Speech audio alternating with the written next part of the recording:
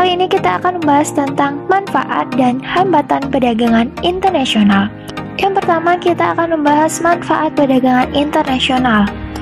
Tujuan dari adanya perdagangan yaitu mencari keuntungan. Dalam perdagangan internasional, terdapat berbagai manfaat yang diperoleh, yaitu 1. Setiap negara dapat memenuhi kebutuhan akan barang dan jasa. Dengan adanya perdagangan internasional, maka barang dan jasa yang jumlahnya kurang maupun barang dan jasa yang tidak bisa dihasilkan oleh suatu negara dapat dimiliki oleh negara tersebut melalui jalur perdagangan internasional ini.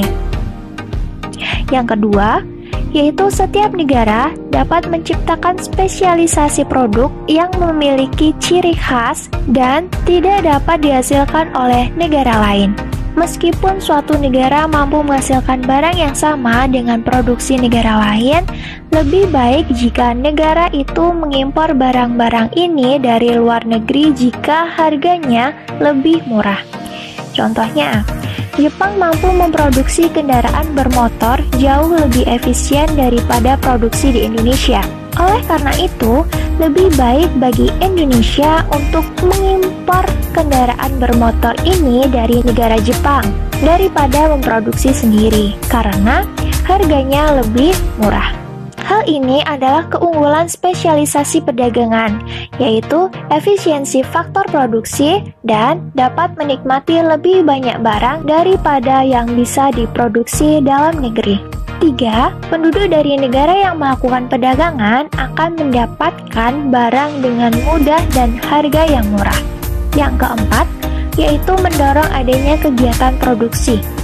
Setiap negara berusaha memperluas pemasaran barang hasil produksi. Apabila pemasarannya semakin luas, maka produksi dapat ditingkatkan sehingga permintaan terpenuhi. 5. Setiap negara dapat meningkatkan hubungan persahabatan antar negara. Semakin banyak interaksi yang terjadi antar negara dalam perdagangan, serta hubungan yang terjalin juga baik, maka akan menimbulkan hubungan persahabatan antar negara yang bersangkutan. 6. Perusahaan produksi dapat bertambah maju dan membuka kesempatan kerja.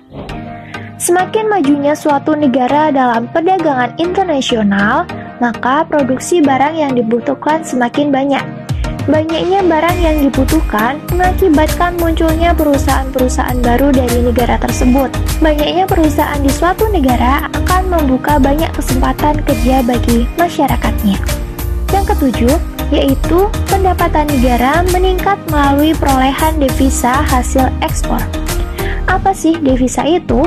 Devisa adalah sejumlah emas atau valuta asing yang bisa digunakan untuk transaksi pembayaran dengan luar negeri yang diterima dan diakui luas oleh dunia internasional.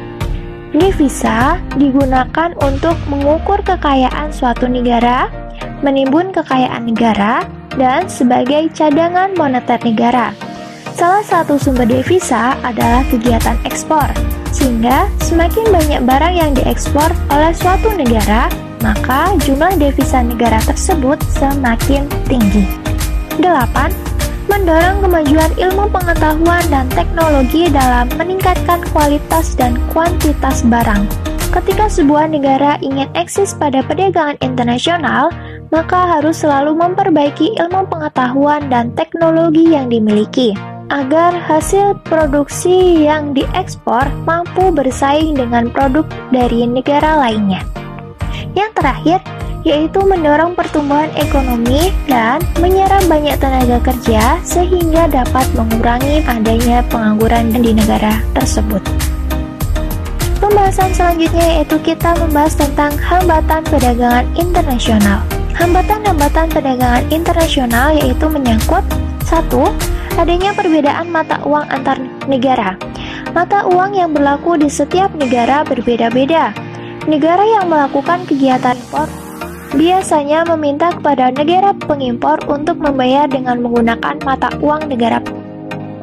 Pembayarannya tentu akan berkaitan dengan nilai uang itu sendiri. Padahal, nilai uang setiap negara berbeda-beda.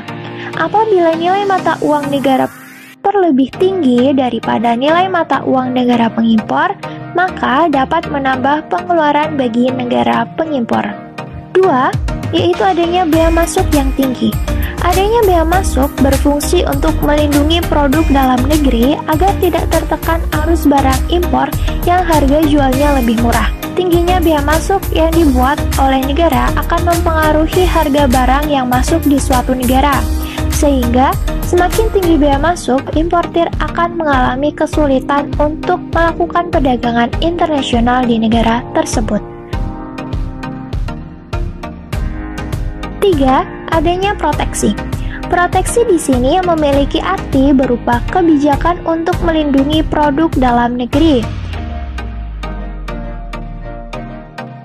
Misalnya, pemerintah Indonesia mengenakan tarif tinggi untuk impor kain yang berasal dari Cina, agar harga kain tersebut menjadi mahal, sehingga kain yang dihasilkan oleh Indonesia harganya lebih murah, dan masyarakat akan lebih memilih produk dalam negeri yang lebih murah daripada produk luar negeri yang harganya lebih mahal.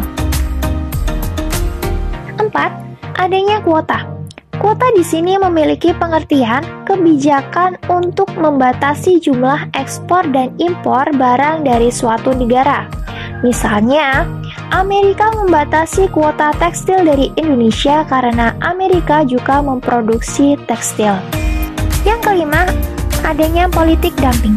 Politik dumping adalah kebijakan menjual barang di luar negeri lebih murah daripada dalam negeri. Kebijakan ini bertujuan untuk menguasai pasar luar negeri karena banyaknya persaingan yang terdapat pada perdagangan internasional. Metode ini menyebabkan kerugian bagi produsen barang yang sama dalam suatu negara, sehingga akan mempersulit penjualan produksinya di perdagangan internasional. Yang keenam, yaitu adanya peperangan. Terjadinya peperangan dapat menyebabkan hubungan antar negara terputus. Selain itu, kondisi perekonomian negara tersebut juga akan mengalami kesulitan, sehingga akan menghambat adanya perdagangan antar negara.